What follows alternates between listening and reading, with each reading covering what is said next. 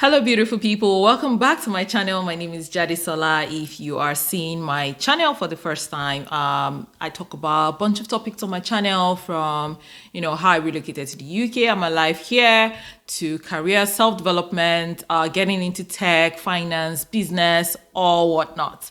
If you like this kind of content, please make sure you subscribe before you exit this video, and thank you for doing that. So in this video, I have made a list of 5 things I wish I did when I was running my business that, I've learned so much from that experience now, and I'm trying to apply same to my life right now, where I am right now in my life.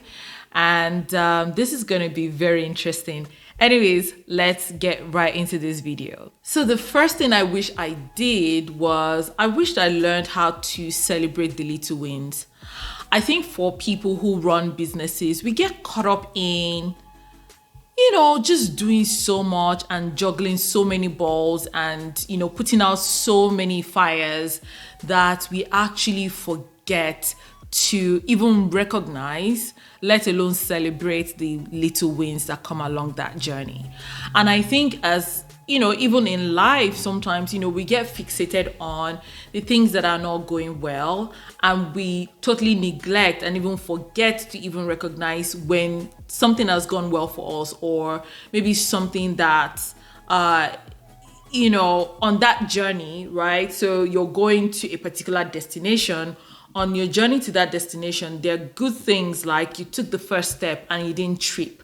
That's a win, but a lot of the times we're like so fixated on the goal that we're not even like able to, recognize when we've, scaled a hurdle, or we always think that it has to be like a major win for us to be able to recognize it and celebrate it. And I learned this a lot because, running a startup or running a business anywhere in the world is not the easiest of things to do, and things happen, and a lot of businesses die like in the first 5 years or even in the first year, right? So your business has survived the first year and you can't even recognize that, hey, you know what? I didn't make the statistics of the businesses that actually failed in their first year. And that in itself is a win. So right now I'm trying to, just pay attention, live in the moment, and recognize the little wins in my personal life, in my career, in whatever thing I'm trying to do.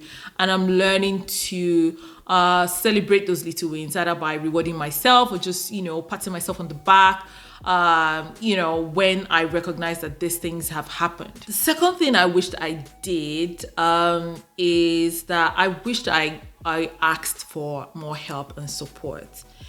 And the way I have grown up and the way I'm like generally wired, I'm not the type of person that asks for help. I would try to do everything on my own.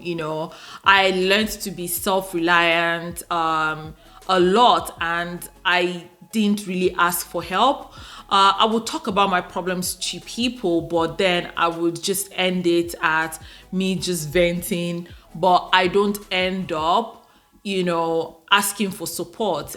So I remember one day I was venting to one of my friends, about my business, and he asked me one question, and it was like, if someone was supposed to help you right now, what would help look like to you? And I couldn't answer that question. Like, I couldn't even recognize what help or support would look like for me, even while I was struggling. Do you understand what I mean? And like, I remember that recently, and I smiled to myself, and I'm like, oh my gosh, I have come a long way, because right now in my life, I'm learning to ask for help and support. It's still not something that is coming to me, naturally, but I am learning to not just recognize my problems or learn how to solve them. It's also, what does support look like? What does help look like? And who can I ask for help? And, just also deliberately asking for support, when I need it. And I think it's a really important lesson that I've learned.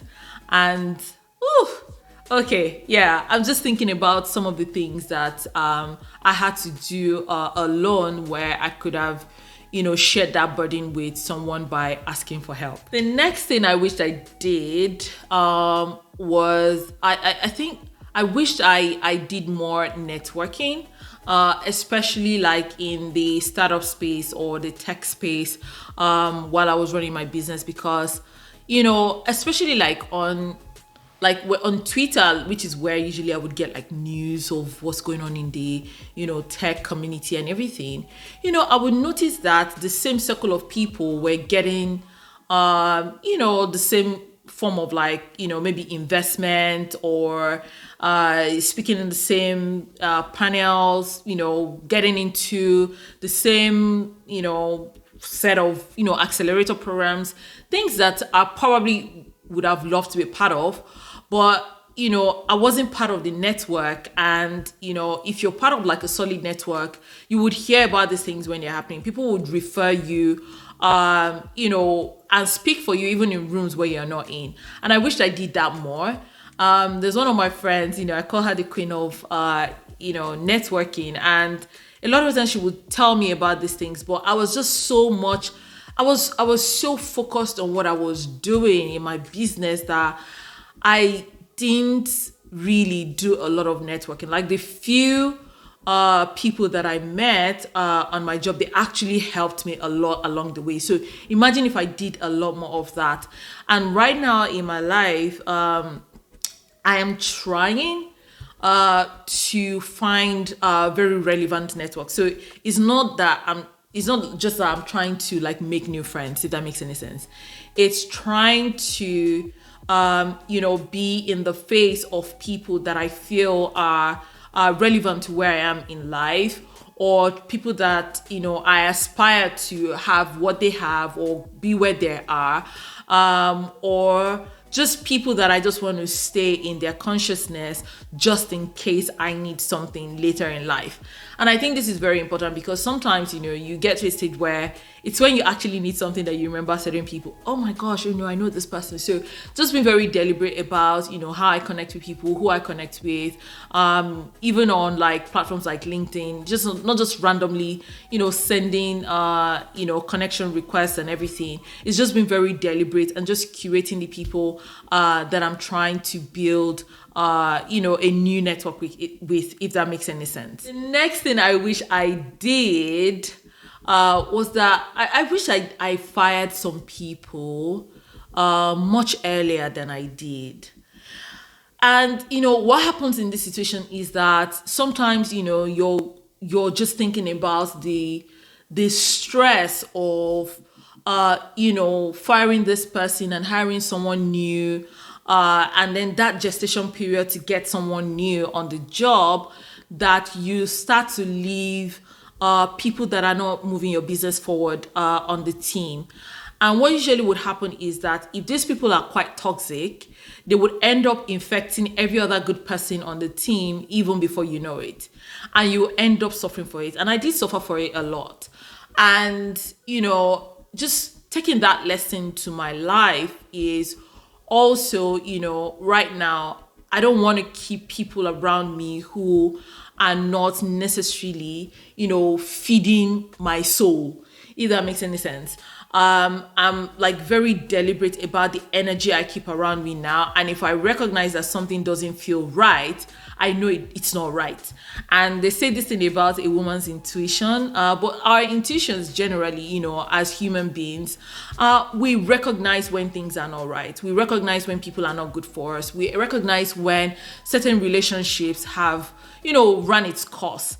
And sometimes, we string ourselves along with these people, thinking about, how much time we've invested in nurturing these relationships, and then we don't let them go on time. And what ends up, happening is that this, negative relationships and energies, they start to affect, our lives even beyond the friendship, right? You start to trust people less. You start to, maybe react in ways that ordinarily you wouldn't have reacted because, you're constantly being in like a toxic environment. And I think that's like a really important lesson that I've learned. And I'm trying to apply it to my life right now, just to remove myself from situations that are no longer serving me and removing myself really quickly. The next thing and the final thing I would say that I wish I did more was to invest more in myself. And this is everything around, putting myself first, because I found out that I was always putting the business first. Like, it was always about the business. Like, shout out to my mom, she, she was really on the other end of, receiving, like, me not just being available. Like, if my work required me to do something and I have to be like at a family function or something, I would pick my work over family. Like, it was always about my work. If I was very sick and I was burnt out and I was tired, I just didn't know how not to show up. And even right now in my life, I'm struggling. Like, I don't know how to take a break and just fully be in that space where I am not thinking about work or thinking about my business. So like, I sacrificed, breaks, I sacrificed family functions, personal connections with people. I sacrificed even my sleep. Like, my sleep pattern right now is, I don't even want to talk about. People that are close to me know that I'm an insomniac and I struggle to sleep even right now. Like, if work is not finished or I have an unfinished business, I will not be able to sleep. And these are like habits that I've built over time, and right now I'm paying the price for it. So consciously right now, I'm trying to learn to, listen to my body, to, try and take a break, and I think working from home has not really pushed me to the point of maybe breaking on the job, because I actually haven't taken any break. But I think that right now it's more in my, subconscious to just learn to relax, if that makes any sense. And if it means, me watching my Disney movies and children's movies and really happy stuff, online, like, I'm just gonna go for it.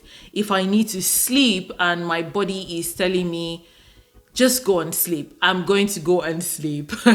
Because some of those little naps, they actually, help you to, keep your brain straight, if that makes any sense. And also like taking breaks, when I can and if I can, and just, being in the moment. And these are like the 5 things I wish I did while I was running my business. And I'm also trying to apply those lessons to my life right now. If there's anything that you've learned, maybe in your life in the past, and you're also trying to apply those lessons to your life right now, feel free to share in the comment section. But we have come to the end of this video, and I hope you've enjoyed this content. If you have, please make sure you like, subscribe, and share. And I will see you next time. Bye.